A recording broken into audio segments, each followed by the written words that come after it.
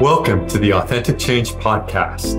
I'm Mike Horne, your host, and this podcast is for leaders and coaches who need and want fresh perspectives on what it means to live and to lead authentically. You're a leader who wants to make a difference, but sometimes you feel stuck. You know there's more to life and to leadership than what you're currently experiencing. It can be tough to figure out how to grow as a leader. You might be reading all the blogs and books, but it still feels like you're not making progress. You might even be feeling like you're doing everything wrong.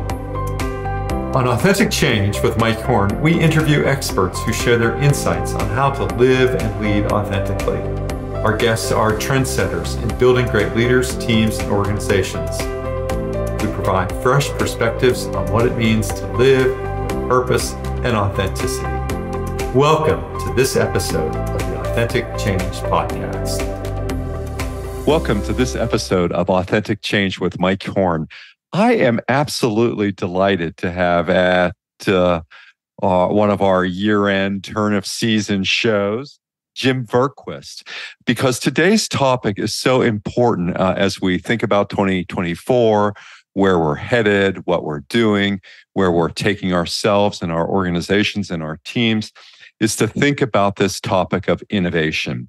And I want to relate it, and Jim is an expert given his experience in Silicon Valley startups, given his experience in one of the service branches. He's got a wonderful story to tell around that and how that really informed, for him, a sense of skunk works and innovation. But Jim Verquist, and you'll find out more about him at engine2.us.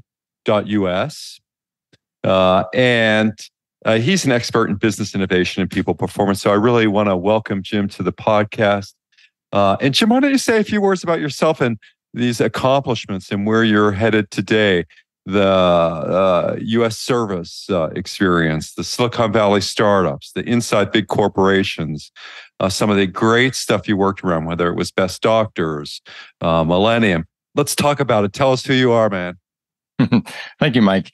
Yeah, I did 3 Silicon Valley startups, and then I went and got an MBA and went to work for big companies. And I mean, the culture shock was just terrible because the big companies operate completely opposite of how startups operate. Top down, centralized versus bottom up, decentralized. And I've always rejected the idea that it has to be that way.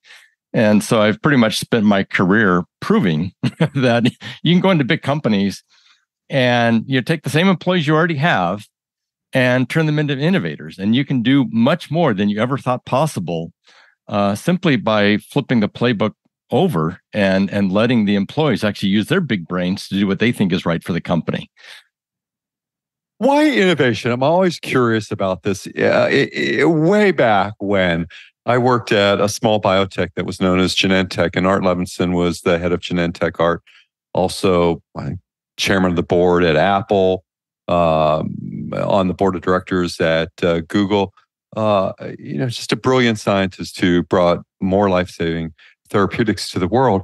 And as I recall, at least he always had a lot of disdain for the word innovation. Where are you on that? I also tend to try to avoid using the word innovation because innovation is a means to get somewhere. And normally what I focus on is actually how to go into companies where growth is slowed or growth is stalled and get them to create the next growth engine beyond the core business. And so it's really more about unlocking growth. Normally, companies that try to do this, they think in terms of innovation teams. And that actually is a big part of the problem because people just fundamentally don't understand the dynamics that make innovation work. Startups do, big companies don't, and they make bets in ways that startups don't, in ways that Silicon Valley doesn't. And so I much prefer to think about, when you want to create growth in your company, when you want to create that kind of next growth engine, that catch that next wave, you need innovators. So I like the word innovators, people who challenge the status quo and succeed, basically succeed against the odds. That's what an innovator is. Innovation tends to be thought of as something different, and in fact, in a lot of circles, it's almost a bad word. It's almost a stand-in for, how do we require fewer employees, and how do we dumb down jobs even more? And that's the opposite of what I think what we want to do. Well, I can't remember who it is. Maybe it was Jeffrey Pfeffer or someone who said, or perhaps it's what I believe. I mean, having spent all this time in organization development, that there are very few things, it's absolutely basically nothing that all organizations have in common, except they're formed by people. I mean, we can say that, but when you try to find a common denominator in organizations, there is something that is universally true. I know this as an organization development authority, and that is that all organizations expire. They have an expiration date. And the reason, I mean, if you want to grow and thrive and to do what you suggest, Jim, is, to grow at scale, then you have to innovate. So, and I love what your distinction. I think it's great. The innovators. So when I think about it, innovation is to make new. Mm-hmm. But what is it? You have a lot more experience with this. How do you talk about it with your clients and prospects and people who are just genuinely interested, like me and our audience of HR leaders and executives, and sprinkled in here with a handful of our R&D execs? Yeah, that's a good question. I try to be very specific about what I talk about, and being an innovative company is like being organic today. Like every company is innovative, right? Like every product you see on the shelves today is organic. And so I like to be a little bit more specific than that. What I focus on is how do you create the breakthroughs that create the next growth engine, right? Because it really is, it's breakthrough. Breakthroughs are things that take people by surprise. They're ideas that everybody hates until it works.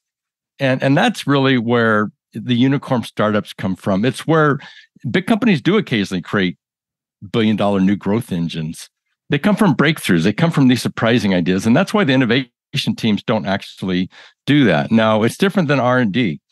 R&D works really well when you are on the fast accelerating curve of the S curve, right? Like you are just scaling and just going as fast as you can. The customers are pulling you to, they're telling you what they want. It's like, if you can deliver this, we're going to pay you big profits to deliver exactly this thing because we're pushing the boundaries on these things. And Clayton Christensen really does a good job of explaining that in the Innovator Solution about how the customer pulls you along. And that's why it's really about R&D. Once you get towards the top of the S curve, your customers are now no longer pulling you, saying, this is what we need, deliver this. They're more focused on kind of pushing back and saying, no, so we don't need all the stuff you're trying to push onto us. We're not willing to pay premium prices for performance improvements on, a larger hard disk, for example. I don't need any more than I already have. I'm plenty well served. And so the dimensions of performance that customers care about, it shifts. And that kind of is what sets you up for disruption. So this is where you really need people to think outside the box and to challenge the status quo. And what companies tend to do is they hire a special group of people to be the outside the box innovators, right? To be the special people that are blessed with the permission to work on. It's pointless. It is, because you can't predict the future. And that's, so breakthroughs, they're not predictable. I mean, that's just, at the end of the day, venture capitalists do not bet on ideas and problems and teams. They wait for startups that already have traction and customers and revenue, and then they make bets. And even then they lose 80% of the time. For some reason, big companies think that they can just, launch a couple innovation projects or an innovation team, and they're, almost always going to win. And it never works out that way. It seems that in most teams, the concerns are around cohesion. It's around goal attainment. It's around me being interested in your development. It's around alignment on a mission or a vision. And it seems that if you have something like an innovation team, which has a primary property, to pursue cohesion, you don't get the kind of what I learned in synectics when I did a lot of innovation work in the early synectics days with the inner game, was that you have to be relentlessly open-minded in order to achieve innovation. I don't think if you put a team of people together, it's not going to be that. Bay of Pigs, groupthink, whatever, however you want to go in the conversations we have about team and group development. Yeah, the breakthroughs come from people and places that the experts least expect. And so the idea that the executives in the company can actually pick the right people or identify the right problems or, separate the wheat from the chaff and only focus on the big ideas or the good ideas is fundamentally flawed. And nature tells us this. Silicon Valley tells us this. And the problem is that we have failed to kind of discover a model that actually moves us away from this idea of scarcity where, we can't possibly as a company, we can't possibly work on every idea that people inside our company may want to work on. We've got to pick the winners. And what I like about the corporate rebel model is it proves that is absolutely not true. The corporate rebel model tells you and shows you that you can, in fact, as a company, work on any idea that people inside your company are excited to work on. And you don't need to give them time. You don't need to give them money. It turns out that innovation really loves scarcity. There's a lot of fundamentally kind of unintuitive ideas around innovation and where big ideas come from. And, one of them is that innovation loves scarcity. You give people a lot of time and money and resources to come up with a big thing. They're going to spend a lot of resources on doing stupid, obvious things. You give somebody nothing and they're going to be very innovative. The other thing that's really interesting is, these innovation teams are set out on a search. It's like, go find the next breakthrough. And when you are tasked with pressure and you're getting money and, and people are looking at you, you're going to find something to fall in love with because you have to. But that's not where the breakthroughs come from. Breakthroughs actually find you. So you don't go out and find breakthrough ideas, they find you. And it really is kind of this journey of something hits somebody, and usually they're the wrong person. They have the wrong skills, they have the wrong experience, whatever. But it's like they're looking around saying, gee, why is nobody doing this? Why aren't we doing this? Nobody seems to care. Nobody seems to get it. And so they're kind of forced to go out and do it themselves. And that's what the corporate rebel model does, is it allows regular employees to be the innovators of the company's big breakthroughs. And it turns out, when you look at where the origin story of the big breakthroughs that happen in big companies, they almost always start from these corporate rebels who got no love, got no attention. Their jobs were threatened. They got bad performance reviews. Their bosses threatened to fire them, all these things. And they persevered through that. And what we're trying to do at Engine 2 Innovation is simply say, maybe let's not force employees to risk their careers to simply do what they think is right for the company. If we take that off the table, everything changes. Well, I think from your perspective, much of this in the innovation realm is in the how-to, which is cultural. So, what I know about organizations is that countercultures don't survive. I mean, the dominant paradigm in organizational life is homeostasis. Mm-hmm. It is certainty. So, to persevere at this level of being a rebel is sort of, I want to say, you have to then have an organization, since we're focused on the how-to, that is about how people use their discretionary effort.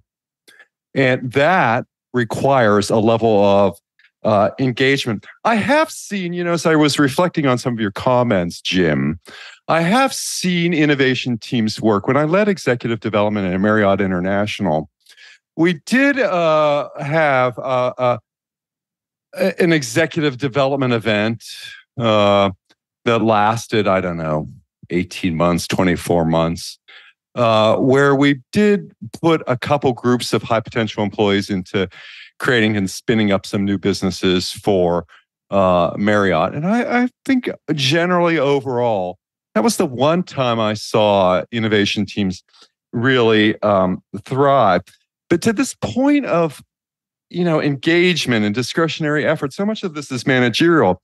And what I know about how we develop people, how we think about organization development, is that we don't pay enough attention to pairs, to two people units.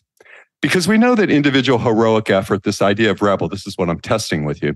This idea of rebel, sort of the anti-hero, individual accomplishment, doesn't really hold much reality play. But what we know, I think, is that innovation happens in pairs. It happens between two people. And that's what really creates some of the breakthroughs. And our misguided emphasis in innovation, just to loop all this back, is to focus on teams rather than to focus on pairs. What do you think about that? I think that is a misunderstanding. And so it turns out that in the earliest stages, the breakthroughs actually originate in the head of a person. Now, what's interesting is that sometimes an innovation is in the air, right? Like everyone is working on how to create a flying machine. And so there are breakthrough ideas that may happen in people's heads in different places in the world, right? And you actually have these situations where sometimes different people kind of originate a breakthrough idea on two different sides of the planet, and they didn't work together, collaborate, and it was kind of independent because the idea was in the air. But one of the things I like to say is that you can learn more about innovation by watching The Wizard of Oz than you can by reading 95% of the books on innovation out there, because Dorothy is the classic, unlikely hero. Like at the beginning of the movie, she is so kind of helpless and that when she falls in the pigsty, she can't even pick herself out. Like her uncle has to come and pick her out. If somebody was going to look for a hero, somebody to kind of save the day, Dorothy would be the last person that you would ever pick. And but once this kind of crisis happens, where first she needs to go set out and save Toto, and then she needs to get back to her aunt because she's kind of fooled into thinking that her aunt is in trouble and she needs to go back and save her. Once she kind of gets going on that, it's awfully scary, right? It's like, but she gets the need is so high, and she gets some basic direction, follow the yellow brick road. And once she starts making progress, so once she decides to take action, which is not easy to get there, but once you take action, Newton's law of inertia kind of takes over and you tend to kind of stay in motion. Getting going is actually usually the hardest thing to do of all. But once she's going, she starts to have some success.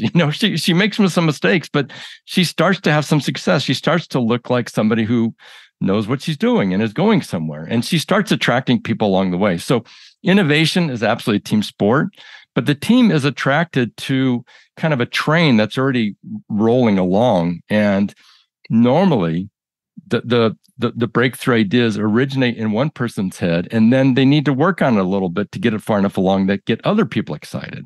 And then you kind of collect the team along the way, as opposed to just bringing together a team of brilliant people. Now, there are exceptions. I mean, there are situations where an innovation team, a Skunkworks project, does work. You mentioned one of them. There's very specific classes, but what I'm talking about, again, are the breakthroughs that take people by surprise. This is not, it doesn't happen from innovation teams, and it doesn't happen from getting the best and brightest together and saying, go out and find the next breakthrough.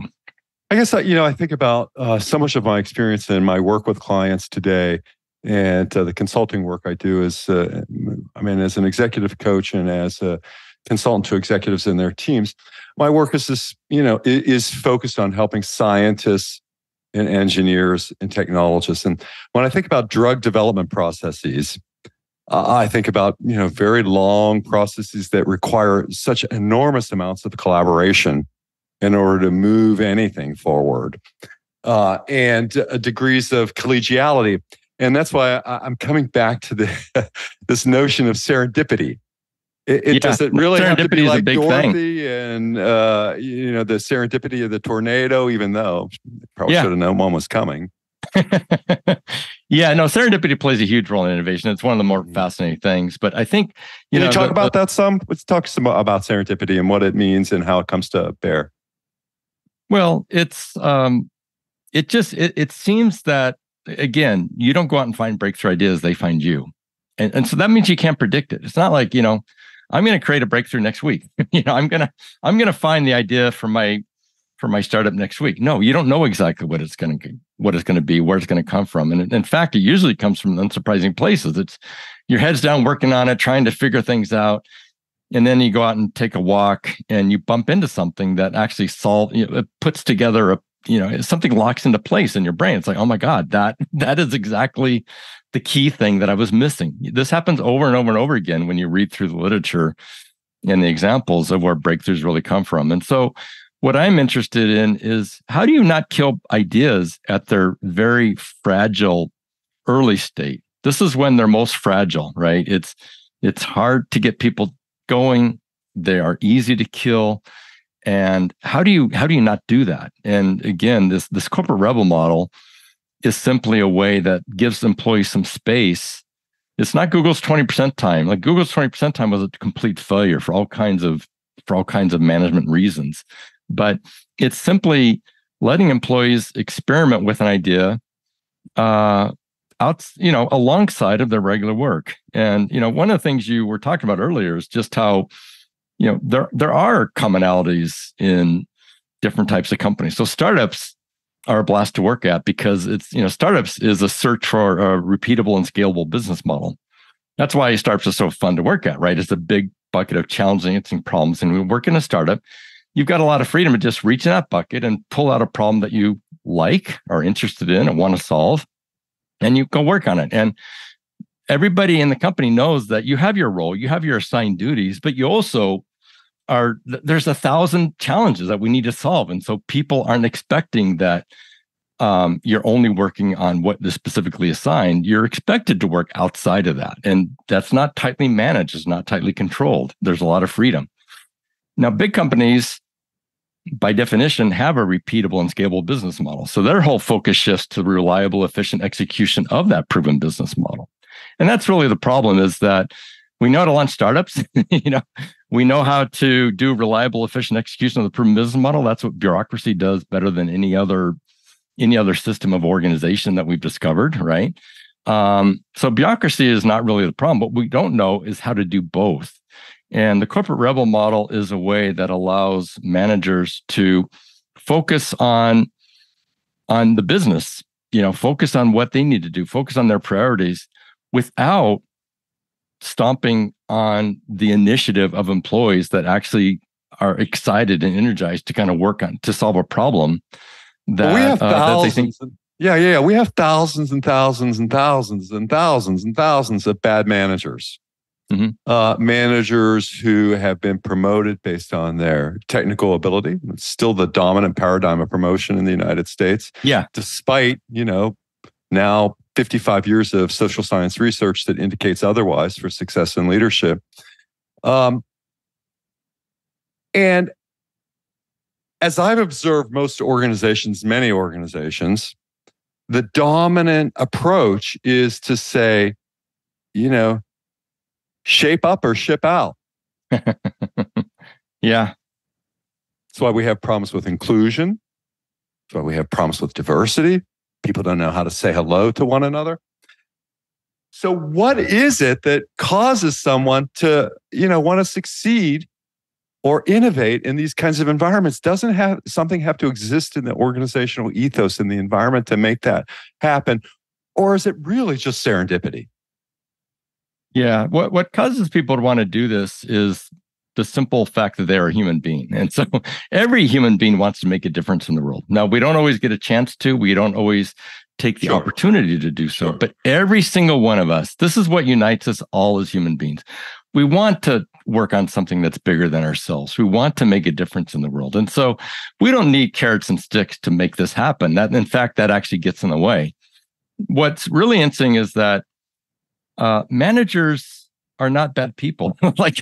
Even the bad managers, they didn't set out to be a bad manager. And what's really interesting is, I think one of the most frustrating parts of being a manager for most people is that it's realizing you can't be the type of manager you wanted to be when you were an employee. When you were an employee and you were really frustrated about not being allowed to work on something that was excited, or you're having your ideas turned down, or, just kind of seem to focus on the wrong thing. And, there's this almost like this idea that when I become a manager, I'm going to be something different. But then you get in that position and you've got the deadlines and you've got responsibilities that are unmovable, right? And so I think what's really revolutionary about this corporate rebel model is it actually finally lets managers move back to be their authentic self that they wanted to be before they became managers. It allows managers to treat the employees the way that they wanted to be treated, right? To value their ideas and give them the freedom to experiment, to unlock the potential. Nearly every manager knows that their team has a lot more talent and energy than they're able to get out, and they don't really have a playbook to make that happen. They know that they want their employees to take initiative. They even tell their employees, what CEO doesn't walk on the stage at least once a year and says, your employees, you are our most valuable asset. We want you to be innovative, and then nothing happens. Well, it's because this bureaucracy and the structures get in the way. The corporate rebel model is a way that people have figured out. These corporate rebels have figured out a way to kind of navigate between the bureaucracy in a way that doesn't create risk. It doesn't